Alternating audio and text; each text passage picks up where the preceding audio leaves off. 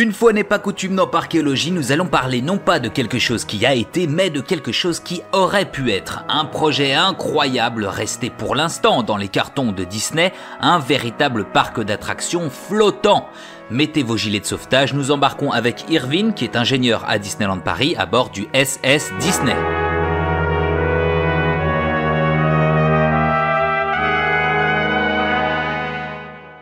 Alors on va commencer avec un peu de contexte, on est en 1990. Irvine, est-ce que tu peux nous dire où en est la firme aux grandes oreilles à ce moment-là et d'où vient cette idée du SS Disney? SS c'est pour Steamship, autant préciser ça tout de suite. Exactement, donc on est au milieu de la Disney décade. La Disney Company, elle marche sur l'eau, que ce soit au niveau des films d'animation ou des parcs à thème, et ils cherchent des moyens d'atteindre des nouveaux marchés après le succès de Tokyo et l'ouverture de Euro Disney. Donc c'est un peu par hasard que James Cora, qui est passé par Tokyo Disneyland et qui a fait l'ouverture de notre parc à Marne-la-Vallée, il se rend à un dîner de charité. Après certainement quelques boissons, ce bon Jim il discute avec son voisin, et c'est rien d'autre qu'un amiral de l'US Navy. Ce dernier, il lui dit sur le ton de la rigolade qu'il a un porte-avions en trop et que Disney n'a qu'à construire un parc d'attractions dessus si ça les intéresse. Ah ouais, donc ça part vraiment pas de grand chose au départ, mais tu vas me dire qu'évidemment c'est pas tombé dans l'oreille d'un sourd. Bah exactement. Donc le lendemain, Jim il demande à son équipe si quelqu'un s'y connaît en bateau. La requête a fait son chemin dans les bureaux jusqu'à arriver à Mark Hickson, qui est aussi Imagineer, et qui a débuté sa carrière à Disney sur des ouvrages flottants un peu moins imposants à Splash Mountain. Mais avant cela, il avait 13 ans d'expérience dans l'industrie navale. Donc lui, dès le départ, il considère que le porte-avions c'est pas une super idée, mais sur un super tanker, pourquoi pas? Mais alors ça y est, c'est lancé, c'est un projet qui fait son chemin après simplement une discussion de comptoir? Alors bon, il y a quelques étapes à passer, mais d'abord Jim il va toquer à la porte de Michael Eisner, qui est donc le président de la compagnie à cette époque-là, puis de Marty Sklar, qui lui dirige le département des Imagineers, pour leur demander l'autorisation de pouvoir monter une équipe et d'étudier l'idée et voir si elle est faisable. Il se dit que si Disneyland se déplace, c'est l'événement permanent pour le pays hôte et les habitants. Donc c'est les guichets fermés et la pluie de dollars. L'Amérique du Sud, le Pacifique Ouest deviennent des cibles assez faciles. Donc de Sydney à Brisbane, de Melbourne à Dubaï, à Hong Kong ou Shanghai, le monde est à portée de bateau. Sur le papier, le plan est parfait. On n'a pas besoin de répéter les coûteuses infrastructures autour des parcs traditionnels et la masse salariale qui va avec. On s'épargne aussi les longues années de négociations avec le pays d'accueil. Donc ni une ni deux, les deux dirigeants disent banco. Mark Hickson est nommé project manager. Il monte sa petite équipe d'Avengers, il va chercher un architecte, un show designer, un scénariste, des concept artistes, des modélistes. Et là, le Steamship Disneyland commence son incroyable histoire. Alors ce qu'on est en train de voir en ce moment, c'est quelque chose d'inédit. C'est une modélisation 3D que tu as faite, Irvine, à partir de photos de maquettes du bateau, qui sont les seuls visuels disponibles de ce projet.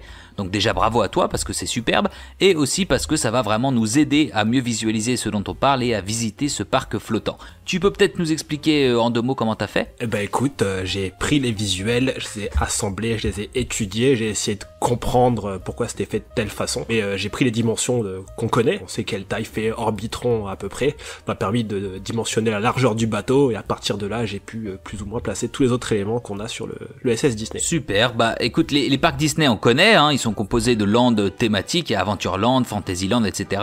Est-ce que c'est quelque chose qu'ils vont essayer de répliquer à bord du SS Disney? Alors c'est marrant déjà que dans ta question tu m'aies pas cité Frontierland, parce que comme un présage des futurs parcs à Hong Kong ou à Shanghai, cette zone thématique dédiée à la conquête de l'Ouest, ça a encore été la variable d'ajustement. Et on peut le comprendre, pour un pays oriental qui n'aurait pas été bercé au western spaghetti, l'ambiance ruée vers l'or, ça n'a absolument aucun écho dans l'imaginaire collectif. Donc faut bien te rendre compte, le bateau il fait 300 mètres de long par environ 40 mètres de large. Impossible par conséquent de proposer une grande perspective avec un bel édifice au fond, comme un château par exemple. Du coup la première chose que l'éditeur traverse sur le bateau, c'est un hub recouvert par une gigantesque canopée en verre. Il y a de multiples escalators qui permettent d'accéder aux univers thématiques et aux différents ponts.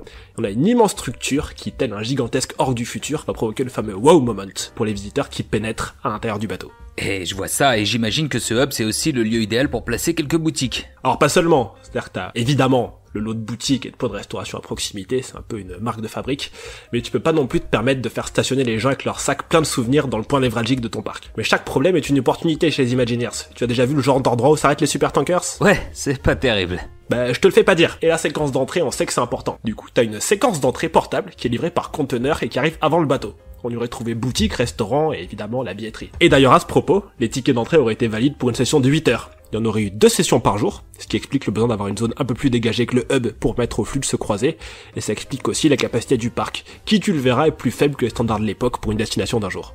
Et alors qu'est-ce qui est au programme? Moi je veux que tu me dises un peu quelles sont les attractions qu'ils voulaient mettre là-dessus.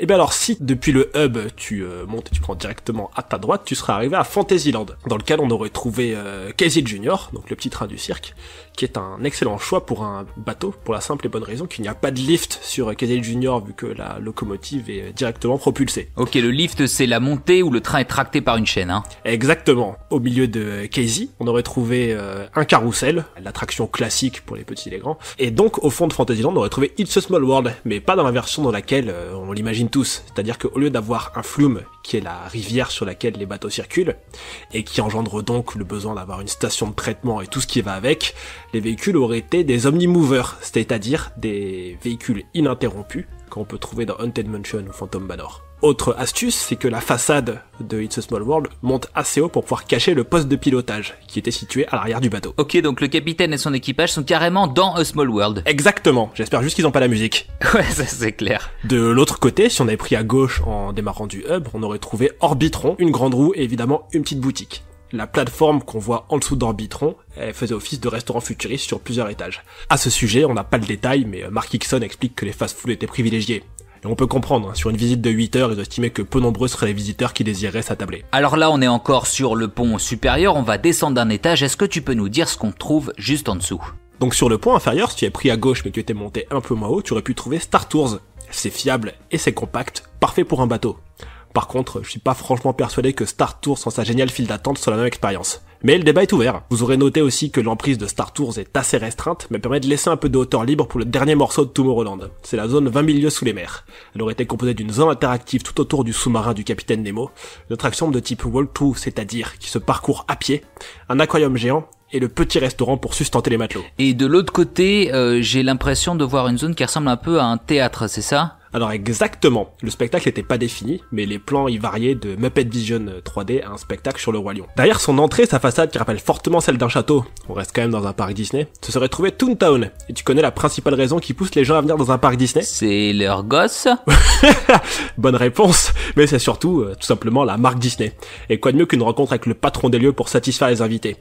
Meet Mickey Mouse aurait donc été partie intégrante de Toontown. On aurait aussi trouvé un arbre type Treehouse pour permettre aux enfants de se défouler. Roger Rabbit Cartoon Spin, le clone de l'attraction qu'on voit en Californie. Et enfin les tasses Teacups au bout du pont dans une mini-zone dédiée à Alice au Pays des Merveilles. Alors le spectacle Roi Lion, Meet Mickey, tout ça, ça me fait croire qu'il y a une division spectacle dédiée sur le bateau, c'est ça? Tout à fait. Donc il y avait une division entertainment avec chanteurs, danseurs, et le costuming pour habiller tout ce beau monde ainsi que les personnages favoris des visiteurs.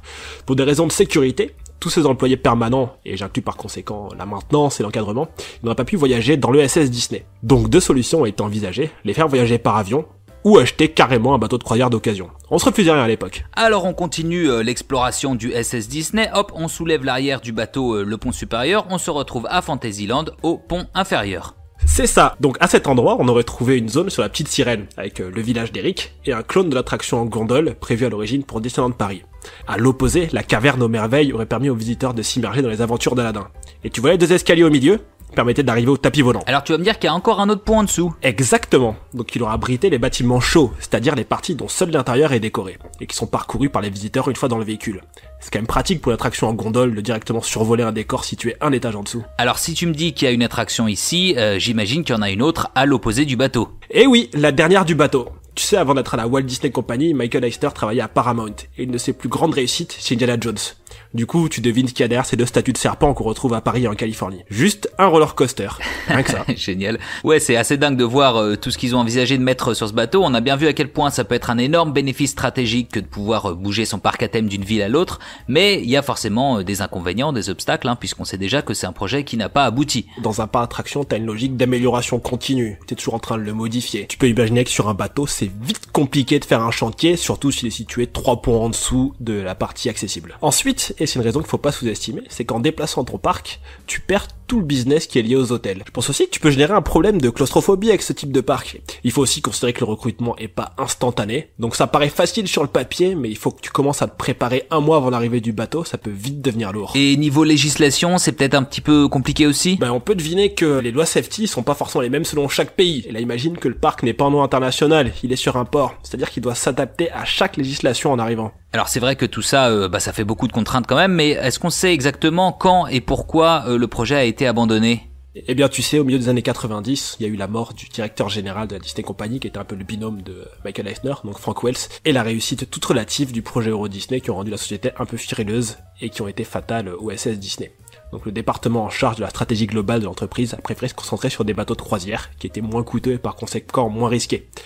L'entreprise a quand même persévéré, essayé de créer des centres de divertissement locaux avec le projet Disney Quest, qui a été chapeauté par l'architecte principal du SS Disney, Ian Circus. Et un peu plus tard, le marché Pacific West fut conquis en ouvrant les parcs à Hong Kong et Shanghai, respectivement en 2005 et 2016. Le steamship Disney n'a donc plus vraiment d'intérêt stratégique dans cette région. Ouais, c'est vrai que ça paraît logique, mais alors selon toi, ce projet qui a été abandonné, est-ce qu'il est enterré définitivement ou est-ce qu'on a une chance peut-être de le voir refaire surface sous une forme ou sous une autre un jour? Alors je sais pas, une bonne idée n'est jamais perdue, mais dans ma tête, j'imagine une grande salle d'archives, comme de Indiana Jones, avec plein d'idées non concrétisées qui peuvent redevenir pertinentes. Merci d'avoir vogué avec nous dans cet épisode de Parkéologie. Un énorme merci aussi évidemment à Erwin d'avoir répondu à mes questions et d'avoir créé ces superbes visuels spécialement pour l'occasion. Je vous dis à bientôt pour une nouvelle vidéo. La grosse bise!